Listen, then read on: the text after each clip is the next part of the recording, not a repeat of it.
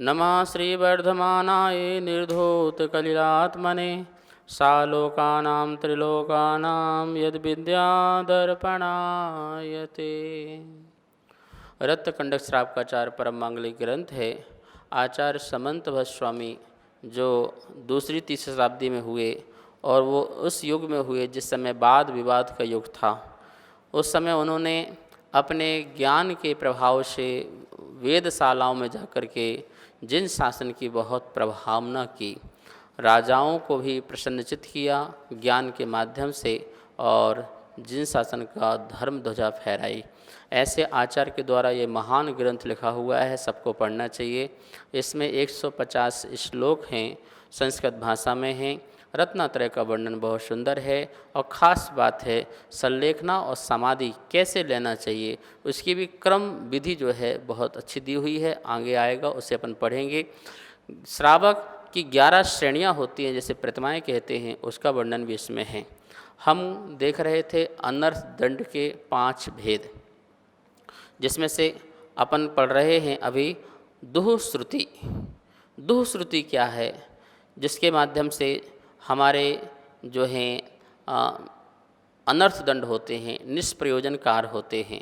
देखिए कल बताया था आरंभ संबंधी दुःश्रुति, संग संबंधी दुःश्रुति और साहस संबंधी दुःश्रुति, इन 3 की चर्चा हो चुकी थी। 79 नंबर का श्लोक है, एक बार इसको अपन पढ़ लेते हैं पुनः और फिर इसके अर्थ को भी समझेंगे। आरंभ संग साहस मिथ्यात्व द्वेष राग मद मदनहि चेतः कलुष्यतां श्रुति रवधि नाम दुःश्रुतिर्भवति। आरंभ संग साहस समझ में आ गया था।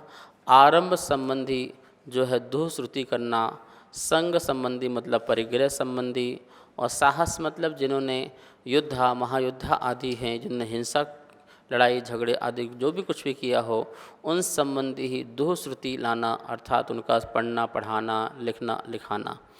आगे आज चल रहा है मिथ्यात्व। मिथ्यात्व क्या है? झूठापन।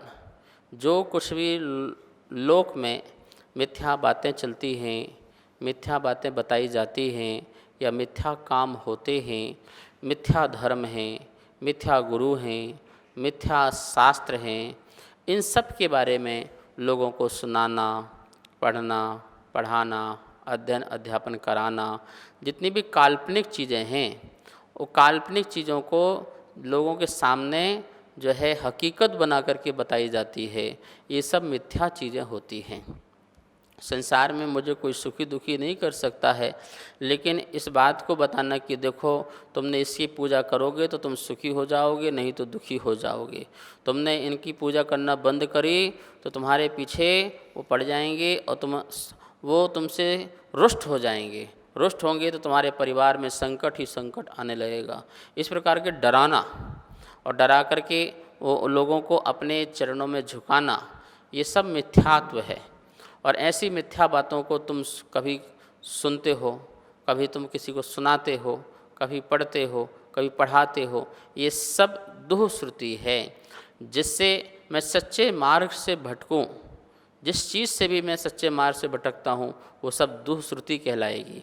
हम अपने सच्चे भगवान, सच्चे गुरु, सच्चे शास्त्र को छोड़ करके खोटे गुरु, खोटे शास्त्र, खोटे परमात्मा के चक्कर में लगते हैं तो वो दुःश्रुति के कारण लगते हैं। जब तक आप परिपक्व नहीं हो तो आपको किसी के प्रवचन सुनने की ज़रूरत नहीं है, इस बात को ध्यान रखना। आपको पता है दूसरे धर्मों के जो ग्रंथ हैं उसके पढ़ने का अधिकारी कौन है? सामान्य मुनि भी नहीं है। सामान्य मुनि नहीं है तो श्रावक का तो अधिकार है ही नहीं। किसको अधिकार है? सिर्फ और सिर्फ आचार्य को अधिकार है। श्रुतमपि जिनवर वहितम गढ़धर रुस्तम और श्रुत जलधि पारगेभ्या स्वपर मत विभावना पटु मतिभ्या स्वपर मत विभावना पटु मतिभ्या। जो स्व और पर दोनों के मतों को जानने में पटु हैं, निपुण हैं, ऐसे आचार्य परमेष्ठी की मैं वंदना करता हूँ। ठीक है ना। तो आचार्य परमेष्ठी ऐसे हैं जो पर के सिद्धांतों को पढ़ करके खंडन करते हैं, अपना मंडन करते हैं पर का खंडन करते हैं। तो अधिकार किसको प्राप्त हुआ? आचार्य को। और आचार्य को क्यों हुआ?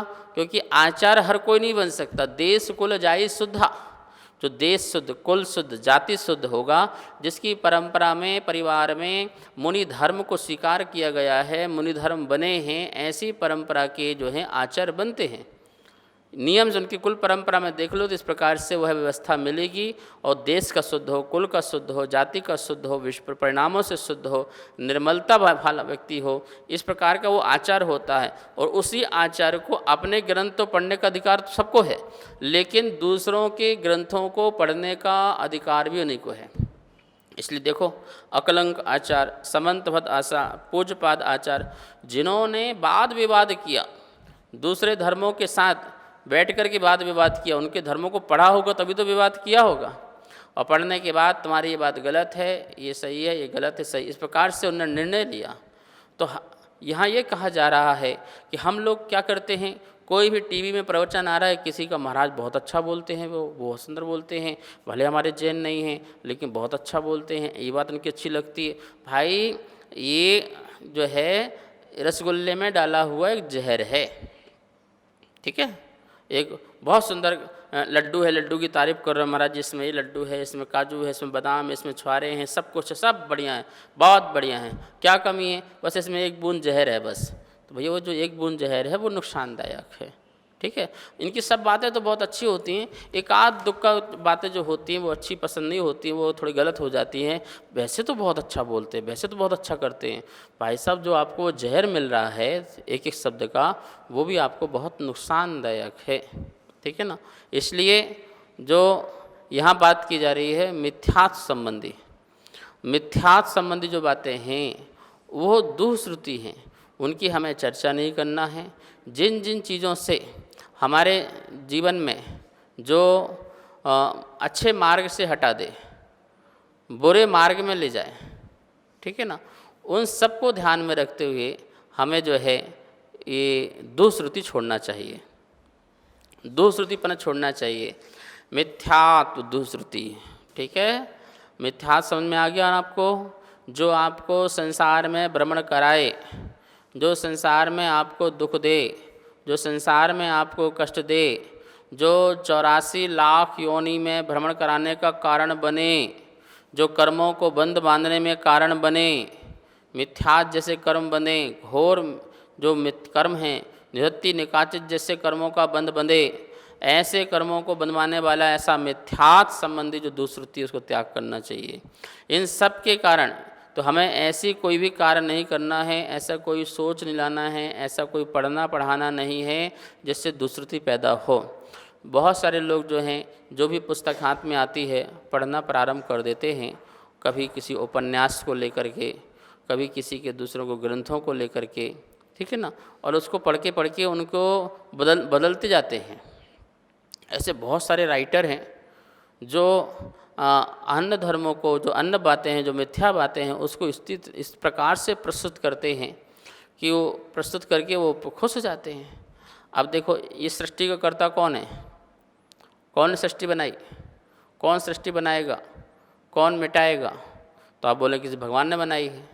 अब जैन दर्शन तो नहीं मानता, जैन दर्शन तो कहता है ये अनादि से है और अनंत काल तक रहेगी, इसका कोई कर्ता धर्ता नहीं, ये अपने आप ही जनरेट ऑपरेट डिस्ट्रॉय होती है, ये इसका अपना धर्म है।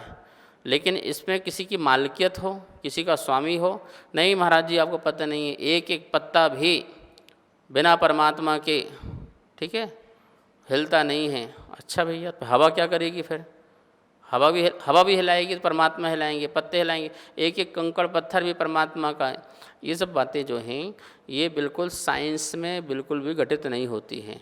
विज्ञान के पास जाओगे तो विज्ञान कहेगा ये सब परमाणुओं का खेल है, ये सब परमाणुओं के पिंड हैं, इन परमाणुओं में अपने परिवर्तन होता रहता है।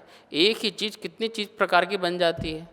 जो अपन खाना खाते हैं वो मल बन जाता है, वो मिट्टी बन जाती है, खाद बन जाता है, फिर वो पेड़ पौधे बन जाते हैं, बीज बन जाते हैं। क्या क्या चेंजिंग हो रहा है? क्या इस चेंजिंग में भी परमात्मा का हाथ है? क्या मेरे पेट का मल बनाने में परमात्मा का हाथ है? क्या बीज को वृक्ष बनाने का परमात्मा का हाथ है? नहीं, उन सबकी अपनी शक्ति है, हर पदार्थ की अपनी शक्ति है। तो इस प्रकार से ये हम यदि किसी इस प्रकार की बातों को पढ़ते हैं और इसको एक्सेप्ट कर लेते हैं तो हमारा मिथ्यात्व नाम का दुष्कृति हो जाएगा, जो कि अनर्थदंड हो जाएगा। यहाँ पर जो व्रति है, व्रति तो सम्यक दृष्टि है, तो फिर उसको मिथ्यात्व दोष कैसा? बोले कि मिथ्या बातों की चर्चाएं करोगे तो तुम्हें दोष लगेगा, इसलिए इस प्रकार से अनर्थदंड का त्याग करो। निष्प्रयोजन ही किसी प्रकार की मिथ्यात्व की दुष्कृति मत करो। कभी कभी करने लग जाते हैं, बैठ जाते हैं, अरे भैया वहाँ जाओ वहाँ ठीक हो जाओगे, यहाँ जाओ वहाँ ठीक हो जाओ, ऐसा करो वैसा हो जाएगा। ये संबंध सारी बातें हो जाती हैं, लेकिन इस प्रकार की बातें भी हमें करना नहीं है, ना किसी को सुनाना है। अब कह रहे हैं कि द्वेष और राग। द्वेष समझ में आता है, हम किसी पदार्थ से या किसी व्यक्ति से या किसी वस्तु से जब हम घृणा करने लगते हैं तो वो द्वेष हो जाता है। किसी व्यक्ति या किसी वस्तु से हम जब प्रेम करते हैं तो वो हमारा राग हो जाता है। तो कह रहे हैं कि जो संसार बढ़ाए, संसार बढ़ाने वाला जो राग है, संसार बढ़ाने वाला जो द्वेष है, उसकी चर्चाएं भी करना, उसको सुनाना, उसको पढ़ना पढ़ाना, ये सब दुःश्रुति में आता है। क्यों राग की बातें करने बैठ जाना, क्यों द्वेष की बातें करने बैठ जाना? लोग कुछ काम नहीं होता है तो द्वेष की बातें, घृणा की बातें, ईर्ष्या की बातें, जलन की बातें ये लेके बैठ जाते हैं। कह रहे हैं हे व्रती, तुझे ये काम नहीं करना है, तुझे इस काम में क्यों लगना है, किसी से घृणा क्यों करना है? यहाँ तो जैन दर्शन है, कहते हैं पापियों के पाप से करो, पापी से भी घृणा मत करो। ठीक है, मैं ऐसा पाप नहीं करूँगा, ऐसा संकल्प लो, लेकिन जो पाप कर रहा है उस पापी से भी घृणा मत करो। ऐसी बातें कही गई हैं, तो हम द्वेष की बातें कैसे करेंगे? नहीं। तो राग और द्वेष, जिससे राग बढ़ता हो, ऐसी कथा कहानियाँ, ऐसी कथा कहानियाँ बहुत होती हैं। रागवर्धक वाली उपन्यास पढ़ो तो उसमें द्वेष भी प्रकट होता है और राग भी प्रकट होता है। जो नायक होता है उसके प्रति लगाव प्रकट हो जाता है तो राग प्रकट होता है, और जो नायक नहीं होता है, उसका खलनायक होता है, उसके प्रति हमारा द्वेष प्रकट होने लग जाता है। तो ऐसी कथा, ऐसी कहानी, ऐसी किस्से, ऐसे जो चुटकुले, जो कुछ भी हैं, इन सबको सुनना सुनाना नहीं चाहिए। व्रतियों को इस प्रकार का ध्यान रखना चाहिए। ऐसी बहुत सारी कॉमिक्स होती हैं, ऐसी बहुत सारी पुस्तकें होती हैं जो हमारे अंदर अश्लीलता पैदा करते हैं, हमारे बुरे ख्याल मन में लाते हैं, बुरे विचार मन में लाते हैं। रागवर्धक, संसार में कैसे राग बढ़े, ऐसे कथा कहानियों को, पुस्तकों को नहीं पढ़ो। किसी के प्रति द्वेष प्रकट हो, इस प्रकार की भी कथा कहानियों को नहीं पढ़ना चाहिए, ना ही सुनना चाहिए, ना सुनाना चाहिए। तो राग द्वेष दुष्कृति का त्याग होना चाहिए। फिर दिया है मद और मदनई। मद और मदन ये दो चीज़ हैं, ठीक है ना। एक मद तो हो गया मान वाला, अहंकार वाला, और मदन हो गया काम, ठीक है। तो मद और काम जिसमें बढ़ता हो, जिसको सुनने से बढ़ता हो, अहंकार बढ़ता हो, हमारे अंदर गर्व पैदा हो, तो मद पैदा होता हो। मद आप जानते हैं, ठीक है ना। रूप का मद हो रहा हो, रुपया का मद हो रहा हो, ज्ञान का मद हो रहा हो, पैसे का मद हो रहा हो, अपनी शक्ति का मद हो रहा हो, ठीक है, अपने रिद्धि का मद हो रहा हो, अपनी तपस्या का मद हो रहा हो। ऐसी मद के बारे में तुम किसी को सुनाओ या किसी का सुनो, वो भी दुःश्रुति है, वो भी दुःश्रुति है। आप अपने रूप के बारे में बताने लग जाओ, अपने जाति का मत करने लग जाओ। मेरी माँ जो है वो बड़े ख़ानदान की है, राजघराने की है, पूरा गांव मानता है हमारे नाना नानियों को। इस प्रकार के मद को लेके बैठ जाओ, इससे तुम्हारा क्या फ़ायदा? कुल का मद, अपने पिता खानदान का, हमारे पिता तो पूरे गांव के राजा रहे, नगर के रहे, सेठ रहे, और उनकी सुनी जाती है। हमारे बाबा पड़बाबा ऐसे ऐसे हुए, तो उसकी बातें करो, उसकी चर्चा करो, उससे तुम्हें क्या फ़ायदा, क्या कल्याण होगा? अहंकार पैदा होगा। जाति का मत करोगे, मातृपक्ष का मत करोगे तो भी अहंकार पैदा होगा, पिता पक्ष की बात करोगे तो भी अहंकार पैदा होगा। बोले दुःश्रुति है, मत करो। मुझे बहुत ज्ञान है, मैं सब जानता हूँ, मैंने सब पढ़ा है, मैं सब जानता हूँ, ऐसा मत करोगे, ये ज्ञान का मद हो जाएगा तुम्हारा, ये ज्ञान का अहंकार हो जाएगा, तो वो तुम्हारी दुष्कृति हो जाएगी। किसी को अपने पैसे का बड़ा घमंड होता है, वो झुकना नहीं चाहता है, सबको तुच्छ समझता है, सबको छोटा समझता है, कीड़े मकोड़े समझता है। तो ये भी क्या है, इस प्रकार की अपनी कहानी बताना कि देखो मैं ऐसा हूँ, मैं किसी को नहीं मानता हूँ, मेरे नीचे सब हैं, मेरा बहुत बड़ा व्यापार है, मेरे पास क्या कमी है, इस प्रकार का पैसे का मद होना, ठीक है, ये मद भी की चर्चाएं होना, किसी को बताना, सुनना, सुनाना, ये सब दुष्श्रुति है, ये भी नहीं करना चाहिए। मद हो गया, मद समझ में आ गया ना आपको। मद की चर्चा करोगे, मद के बारे में किसी का सुनोगे, किसी को सुनाओगे अपनी, ये सब जो है दुष्श्रुति कहलाएगी।